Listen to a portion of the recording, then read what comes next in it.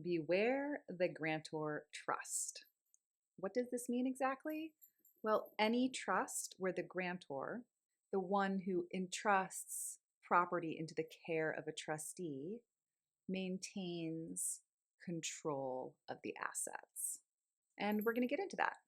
I am Natalie Rose Martin, founder of Arbor Vitae Mystery School, where I offer Establishing Trust, a digital self-paced course that walks you step by step through establishing your own private express irrevocable trust, the most secure, lawful structure for protecting and preserving assets for those in your care. In this video, we'll go over multiple strategies for how to pass the control test. The control test is how courts determine if a trust is legit.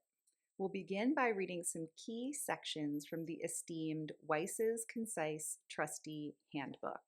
And I will link in the description of the video to the resources page on my website where you can find the PDF of this handbook in its entirety.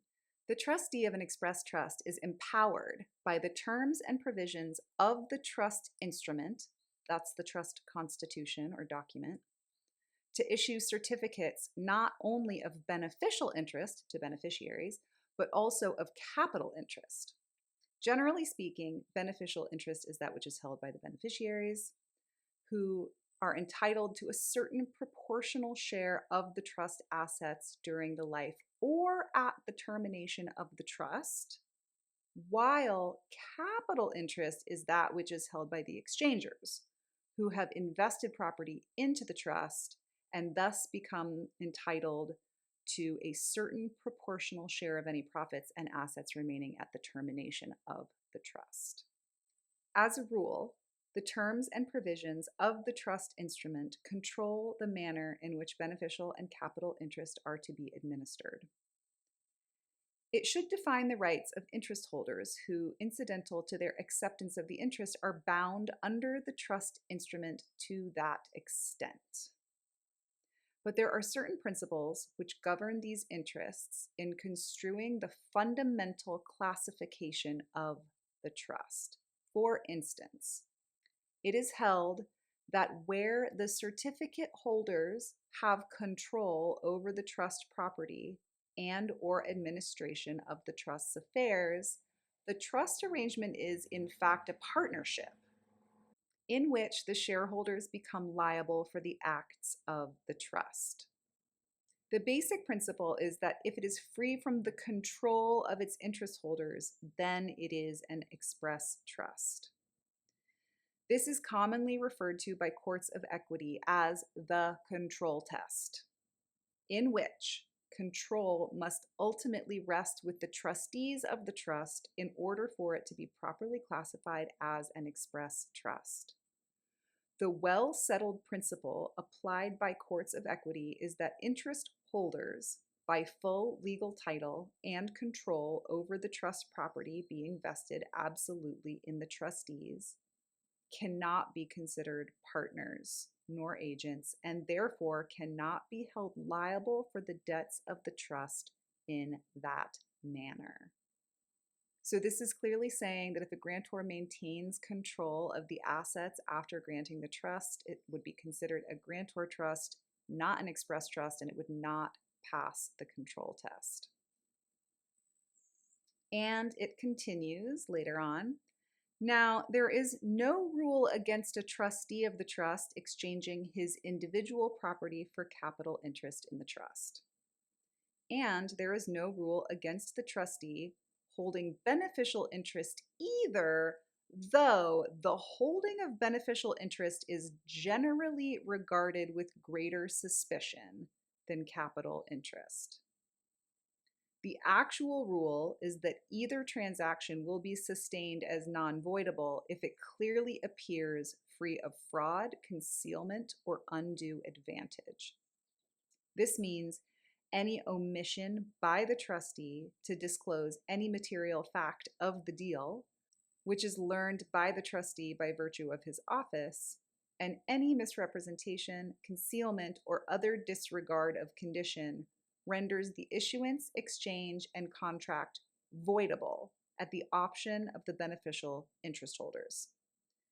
and one can wager that any accusation of invalidity of the trust by an outside party will be made on those grounds as well.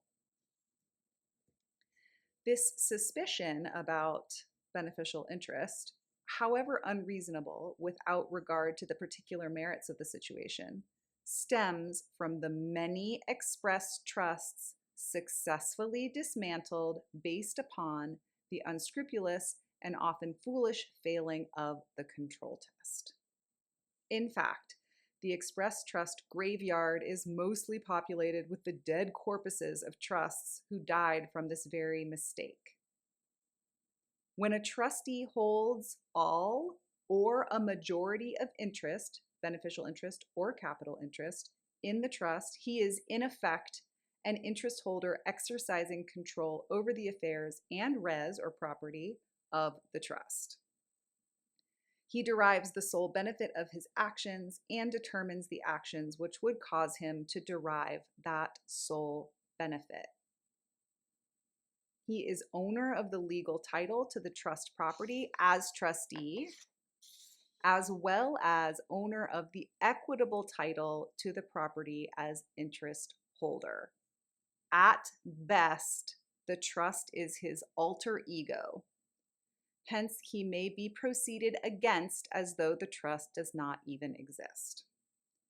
This is why it is recommended that any transfers between trustee and the trust be by sale as prescribed according to the guidelines through a third party, or by outright exchange, with all documents in support of the transaction ready to repel the outside party who might attempt to come in under the guise of the Express Trust's Grim Reaper. So here we can see things that we do not want to do. We do not want to have a trust operating as an alter ego. In order to prevent that and pass the control test, I'm going to offer you some strategies. 1, have an arm's length grantor. So if you are establishing a trust and you are planning to be the trustee, the operational director of the trust, the one who is in control of the trust res, the property, the assets, when you are selecting your grantor, ensure that they are at an arm's length from you. This means not related by blood or marriage. Not your ex-husband, not your ex-wife, not your sister or your brother-in-law. Choose a grantor that you have a good relationship with, that you can communicate well with, and that you can imagine wouldn't mind doing you a favor in the future. However, for the most part, once a private express irrevocable trust is granted, the role of the grantor is complete. Second strategy, hold only one role. There are teachings out there that suggest that you can be the grantor and the trustee, or the trustee and the beneficiary, or the grantor and the beneficiary. You can't be all three, but the strategy for success for passing the control test and having a legit private express trust is hold only one role. This means if you are going to be in the role of trustee, you select an arm's length grantor, and then your beneficiaries can be your children or their children or your church congregation or the people who live in your village or town or the members of your PMA. Third strategy, do not exclusively control the interest. This means have a board of trustees. So if you are starting a trust with your spouse and you will both be trustees of the trust, managing and controlling and stewarding the assets, I would suggest including someone, again, who is at arm's length, not related by blood or marriage, a close friend that you deeply trust. It is a really good idea to have trustees on the board that are not making exchanges of property into the trust. It's a great idea to have an odd number of trustees, and it may even be wise to have 3 additional trustees if, say, you and your spouse were going to be the 2 trustees that are exchanging property into the res. See what I'm saying? The fourth strategy, and this is once you have the trust established and you're functioning in the role of trustee, is to document all exchanges. So one of the key pieces of trusteeship is keeping good records. We want to keep clear and concise records of all of the exchanges and all of the decisions that are made by the Board of Trustees.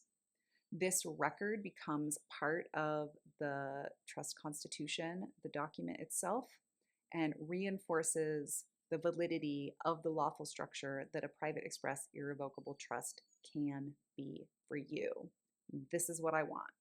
I want your assets stewarded in the private for the benefit of those in your care. And I hope this video was helpful in bringing you towards that goal. If you're wondering where to start, go ahead and help yourself to the free Outer Sovereignty Starter Kit. I will link it in the description of the video. Thank you so much for your time, energy, and attention, and blessings on your way.